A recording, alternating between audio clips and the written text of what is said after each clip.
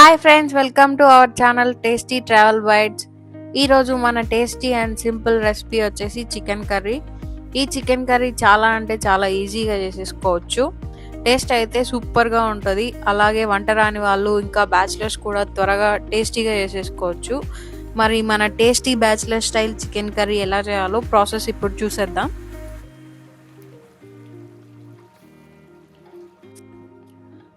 ఇప్పుడు stove on చేసుకొని ప్యాన్లోకి తగినంత ఆయిల్ తీసుకోవాలి. ఆయిల్ వేడయ్యాక బిర్యానీ దినుసులు వేసుకొని ఫ్రై చేసుకోవాలి. అలాగే మనం సన్నగా కట్ చేసి పెట్టుకున్న ఆనియన్స్ వేసుకొని బాగా ఫ్రై చేసుకోవాలి. ఆనియన్స్ త్వరగా ఫ్రై అవ్వడానికి కొంచెం ఉప్పు వేసి ఫ్రై చేసుకుందాం. అలాగే ఆనియన్స్ ఇలా 50% ఫ్రై అయ్యాక 3 లేదా 4 పచ్చిమిరపకాయలు కట్ చేసినవి వేయండి.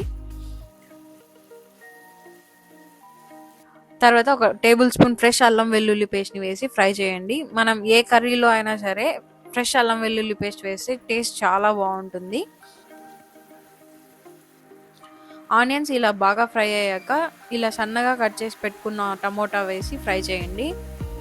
టమోటా కూడా బాగా మెత్తగా ఫ్రై అవ్వాలి.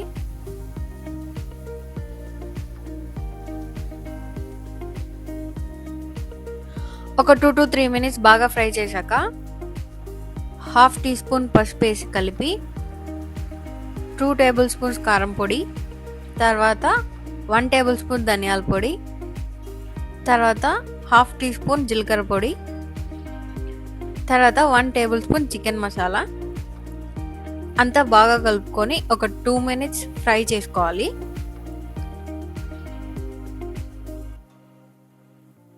ఈ స్పైసెస్ అన్ని బాగా మిక్స్ అవ్వడానికి 2 to 3 టేబుల్ స్పూన్స్ ఆయిల్ వేసి బాగా కలుపుకోవాలి.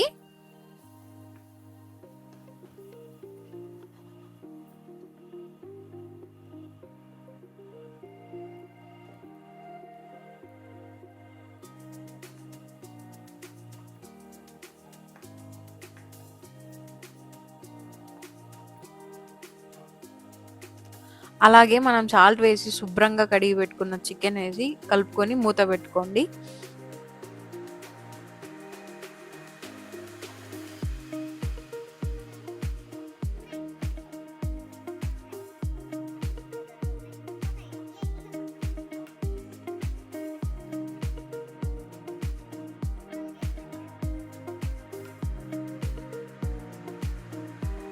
చికెన్ని 5 to 6 minutes లో ఫ్లేమ్లో ఉడకనివ్వండి. దానివల్ల చికెన్కి ఉప్పు, కారం, మసాలా బాగా పడతాయి. 6 minutes తర్వాత ఇందులో చికెన్ ఉడికించుకోవడానికి అలాగే కొంచెం గ్రేవీ కోసం వాటర్ యాడ్ చేసుకుందాం. ఇక్కడ నేను 3/4 గ్లాస్ వాటర్ యాడ్ చేశాను.